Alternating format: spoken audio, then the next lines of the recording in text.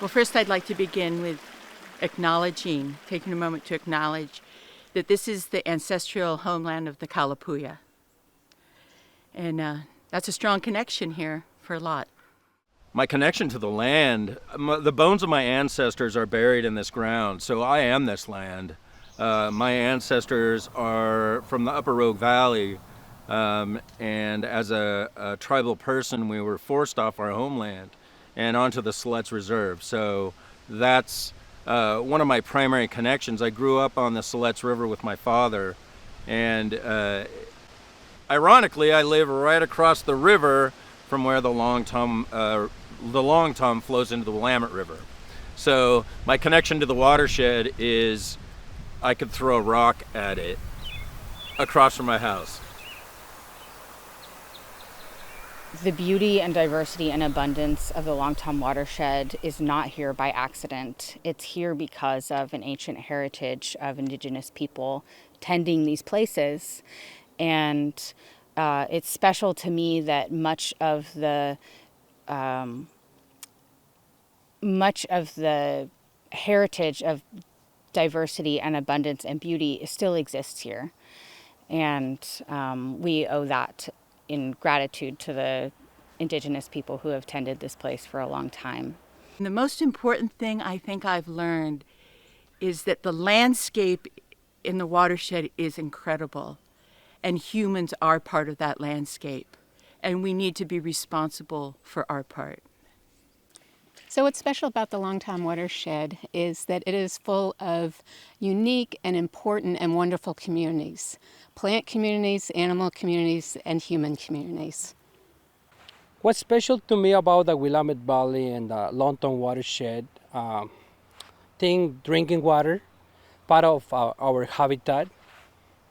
What's special to me about the Long Tom watershed is that this place is a beautiful and unique example of this Willamette Valley ecosystem, a network of upland oaks and meadows and lowland wet prairies.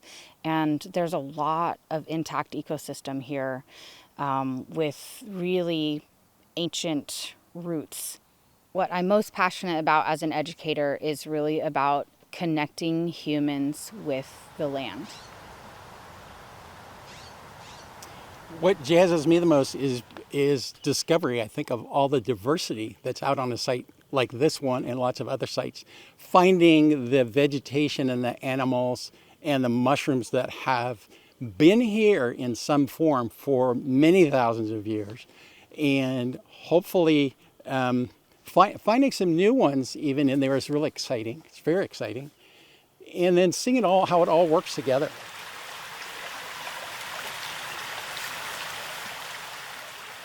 I think their biggest accomplishment has been getting so many people to cooperate, because, you know, the watershed is huge. And so there's so many different property owners, along the creeks and the river, and they've brought all these people together and gotten them to cooperate, and I think that's what's made the biggest difference. Well, what excites me about the watershed and the Watershed Council is I've seen just this wide variety of people from all over the area that have come together to make a huge impact on the watershed. I love the Long Tom Watershed Council, and the reason is I feel like they embrace not only people that want to come to them and be helpful and volunteer, they embrace whole communities and make their surroundings better and more natural. and they embrace current situations and try to understand what people are trying to accomplish with land and help them do that while still remaining true to nature. I think there's a recognition that we're all connected, and there's a concerted effort to make it all work better with synergy. One of my favorite parts of the Watershed and the Watershed Council is how it plays a role in the community and works with its stakeholders and coming together to identify shared goals and responsibilities. The Longtown Watershed Council weaves relationships between a bunch of different kinds of people that all care about this place. So I think that's really special. And I've seen the Longtown Watershed Council build relationships with just unique and wide-ranging groups of people, tribes, native people, youth, landowners, business owners, recreators, other conservation groups. And I think that the initiative and the creativity and the commitment that it takes to do that is really phenomenal. What I'm most proud of in the Watershed Council is the tribal engagement and working with the native youth, the tribal youth. As a landowner, I'm most proud of the work we've been able to accomplish and the improvements that we've made that have not only enhanced how our property looks, that's a nice thing, but improving the area along the creek, improving the water quality, lowering the temperature of the water, the resurgence of the wildlife along the creeks and in the creeks has just been very satisfying to us. Two of the exciting things for me is just a large picture thing and a smaller picture example. Larger picture is just partnering and sort of putting out those feelers and working and developing partnerships with a lot of different community groups. I think the Council's greatest accomplishments have been creating a culture of trust and care and collaboration around our shared love for this watershed, and bringing people together and getting everybody's knowledge so we can work better to help our watershed. The greatest accomplishment to me that the watershed has provided is communication. Having that dialogue is very critical to make progress. What I'm proud about is to see all these projects with really beautiful habitat, and that's part of fixing our ecosystem. What inspires me about this work is seeing all these projects changing over the years, and every time I come here I see all of this is changing to different. The Watershed Council has been taking on more complex, important, and impactful projects like working with Native communities to bring back fire to the landscape, hopefully, proactively, like dealing with urban water, stormwater runoff, and like improving fish passage so maybe salmon can come back and move throughout the watershed. The Watershed Council has never lost its sight of the roots of water quality and fish habitat, but is always asking what's next? What do our communities need? For future generation, I want them to continue with this type of work. The climate change is changing so much, and I think if we continue with all this interplanting, it's going to help so much. My hope, I've actually started out with the hope that this was, it was going to be successful, that people were going to work together. And that hope has been, for me, it's mostly realized. The Council's greatest strengths as a partner is to be at the table with knowledge and to add a their thoughts and opinions without trying to control. So they come with this exuberance and this excitement that we're going to make things better, and then they just offer what they think might make things better. And that's exciting. And it doesn't feel fearful or scary. It feels fun, like a great partnership should. What is inspiring of the council is how it can grow and expand and reach to various communities. It also is an example to other watershed councils because they've been together for a very long time.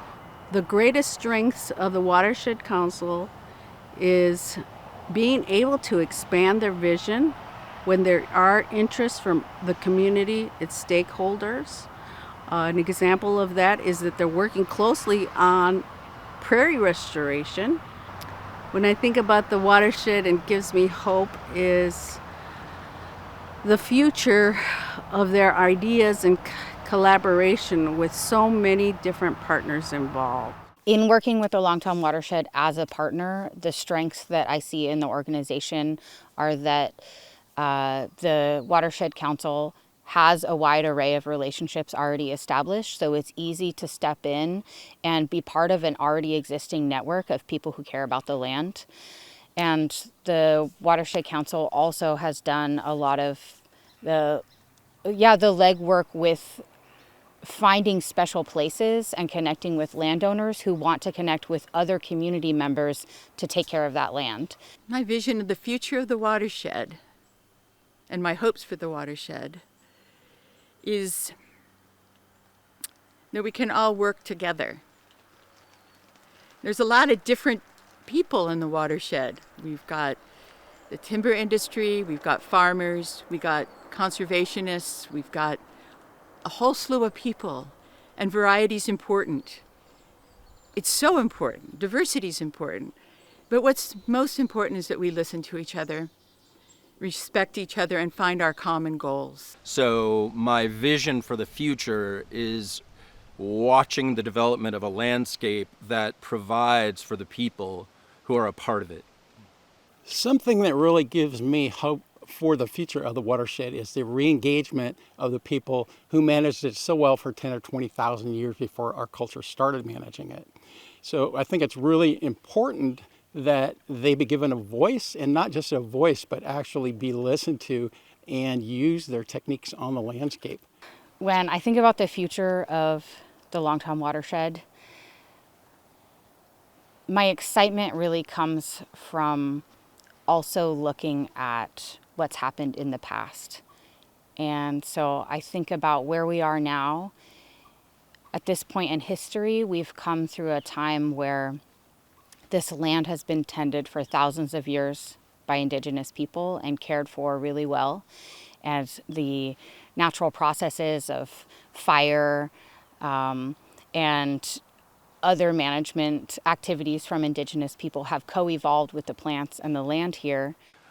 I think the community and the council both are responsible for acknowledging that indigenous people have occupied this place since the beginning of time, and that we have developed a relationship with this place in that period of time that is irreplaceable and cannot be duplicated with scientific methods, and that indigenous people need to be included in conversations and should be the ones to start those conversations when they happen. What gives me hope for the watershed is how much people care. Our challenges are increasing, from invasive species to climate impacts on everything from irrigation to salmon. But by coming together, we can rise to these challenges. And I think the Watershed Council provides us the framework for us to do that. I think what's special about the Longtom Watershed is that it's the lifeblood of our community. That water originates outside of our area and then runs through it and then out. And I feel like it's our responsibility as we have the stewardship of it as it's running through the area that we can control. We are a part of this place, and this place is a part of us. And as such, we belong here. Taking care of this land is all of our responsibility, and that everybody has an opportunity to change that relationship from one of domination to one of cooperation and collaboration. And so I see our movement growing, and I see the future of this watershed as very hopeful. The greatest thing that excites me about the future of the watershed is that there's a tremendous amount of effort being put toward understanding. Not only understanding of what could be, but understanding of what has been in past cultures and in past ecology. And so I think that what is so exciting about the future is to marry what has been with the technology of what could be and see if there's a more perfect tomorrow.